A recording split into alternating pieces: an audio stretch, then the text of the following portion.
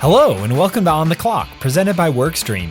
If you care about hiring and retaining hourly employees, you're in the right place. I'm Daniel Blazer, and today I'm clocking in with Dave Repass, owner of Meineke Car Care Center in Lewes, Delaware. We discuss the unique hiring challenges faced by the auto repair industry, what makes personalized scheduling a key tactic for retention, why always-on hiring is always a good idea, and more. Enjoy! Can you kind of summarize, have you faced some specific challenges for staffing, and what's that kind of been like over the last 12 to 18 months? The staffing for our industry as a whole, it's been hard to say the least. Even back, 12 years ago, the trades as a whole are not being sought after by young people anymore.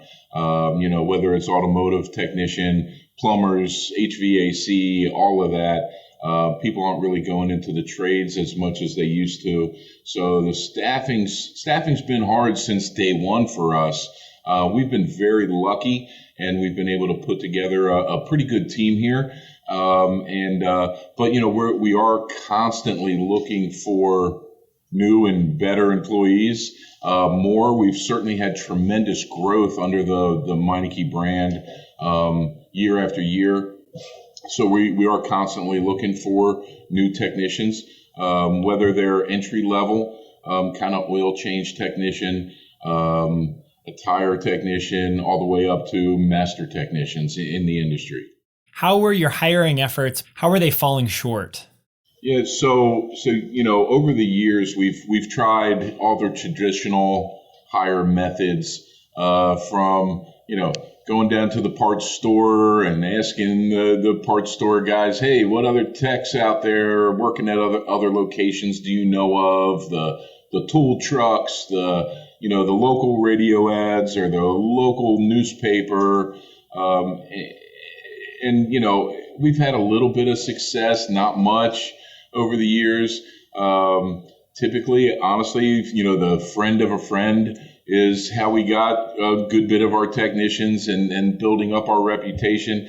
One of the other problems that a Meineke specifically, I think that we fall into is, for the hire technicians, the certified technicians, and they kind of want to go work at the dealership. They want to work for Chevrolet, or they want to work for Cadillac and BMW and Mercedes. And, they think the average little Meineke is this dirty little automotive repair shop that does mufflers, and they don't really understand the scope of everything that Meineke does and the strength of Meineke that we have. So that's been a challenge. And then, of course, we went all the other routes. We went the Indeeds and the Monsters and all those, and man, they're expensive. So I have to give you a little background. I'm sorry. We're in a smaller coastal town, kind of very small town. So there isn't a lot of people here. There isn't a big pool of technicians to even pull from. So we would put an ad out in, let's say Indeed, and, we would get applicants hitting us up, and they're in Philadelphia, or they're in Washington, D.C., or New York and New Jersey, things like that, and it's all a couple hours away. So they're not even relevant to coming to work here unless they wish to relocate. And honestly, we did get one at one point, and we did get a relocation out of them. But for the most part, we just weren't getting anything locally. I even went at one point and hired a headhunter, and this headhunter is going to go out and specializes in the industry and all these things. And I worked with them for almost a year. And zero. I mean, the guy finally came back to me, and he was just like, Dave, I got nothing for you in your area. I've got nothing. They're very expensive. It's at minimum 10 to 15% of the first year hire of the person, to work with them. So I was real lucky and found you guys. Why do you personally take pride in the work that you do? Oh, because this is my life. It's everything, my family, everything. It's my name. my business. So everything is involved in what we do here with my life, and it's important, and it's my name, and it's the legacy that I have and will give to my children. So that is why we do what we do here. I love that. What advice would you give to someone else, maybe similar shoes as you, also struggling to hire hourly employees? What advice would you give them? Don't be afraid to pay more. The business will come, it'll work out. You can make everything else work. So get the right people, no matter what it takes to get them. Treat them better than anybody else is going to treat them. Wise words. Have you found, like you said, don't be afraid to, pay a little bit more to get the best talent. I've had a few different conversations with our customers about, beyond pay. Obviously, that's probably the most important piece of the puzzle.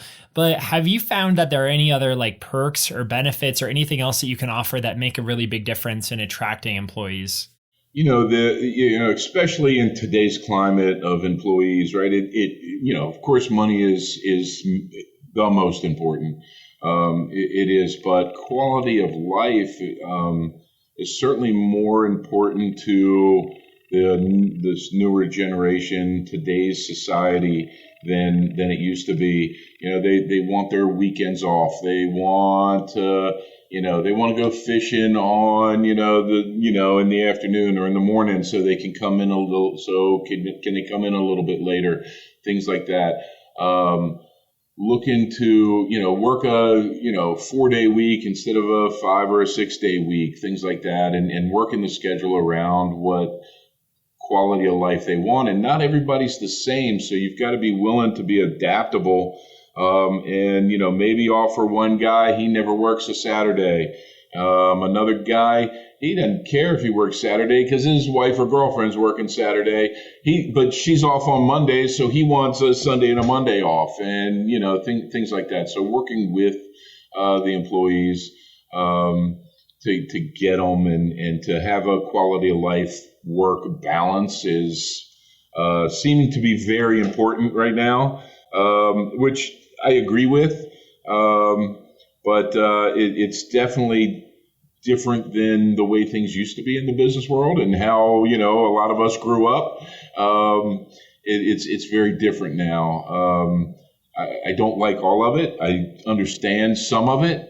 But it is the world that we live in today. I feel like it's a pendulum like anything else, right? Like the pendulum is swinging back one way. It's probably going to swing, but there's always going to be a little bit of give and take on either side. But I think that's great advice. And I had one more question about retaining employees, but I feel like you kind of hit on that already with kind of the adaptability and. Yeah, retaining. So one, I'm very happy to say that in 12 years of owning my own business, I've lost only 2 employees that I wanted to keep here, right? So only 2 people ever left me that I wanted to keep here, and both of them left the industry completely. One was a physical issue, another one was something completely different. But if you take care of your employees right, they're not leaving you. They're not going to want to leave you.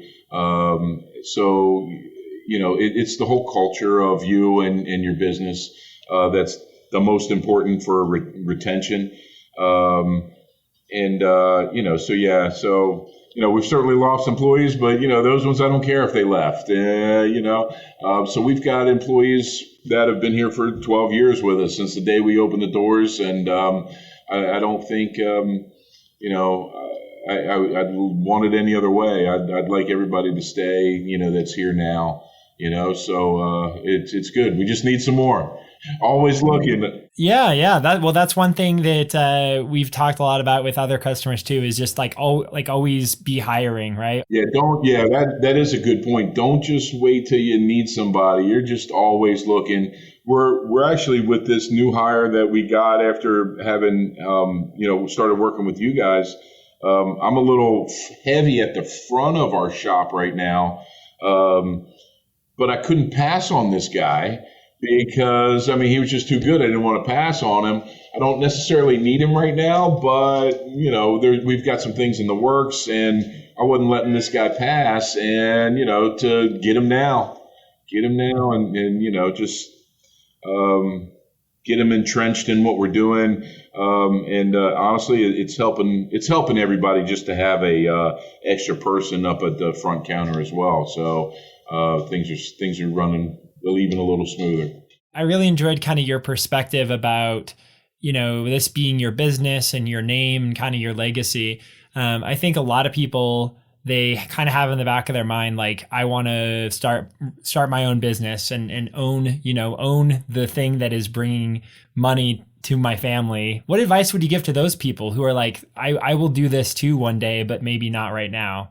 It's a little harder, they say it's hard being a business owner, and it really is. I mean, it really is. But the benefits for me have been fantastic, right? So I'm glad I did it. I was just a guy doing a job for 25 years before I owned my own business. I was really never the boss of anybody.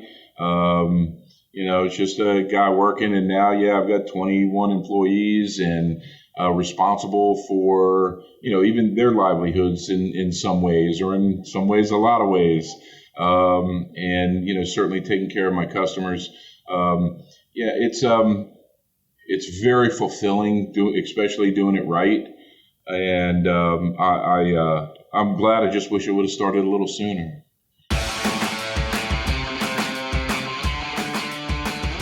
Thank you for listening to On the Clock. For more info, visit workstream.us/podcast. Until next time, we're clocking out.